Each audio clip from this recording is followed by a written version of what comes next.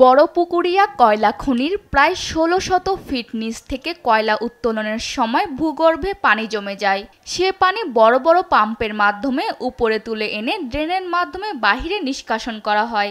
সেই ড্রেনের মুখে বিভিন্ন কায়দায় পানিতে থাকা কয়লার গুঁড়া সংগ্রহে সারাদিন পালাক্রমে কাজ করেন ৩১৫ জন নারী কর্মী। প্রতিদিন ২ শিফটে ৯০ জন কাজ করেন।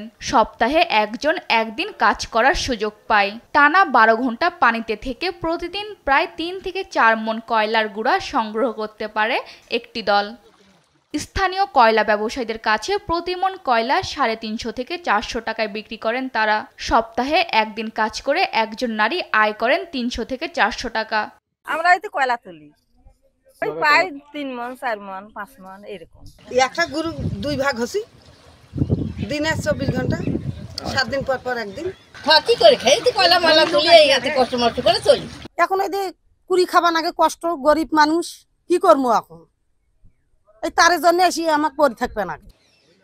পরে ব্যবসায়ীরা এসব কয়লা শুকিয়ে প্রতি মণ ৪০০ থেকে ৪৫০ টাকা পর্যন্ত ইটভাটা মালিকদের কাছে বিক্রি করে থাকেন।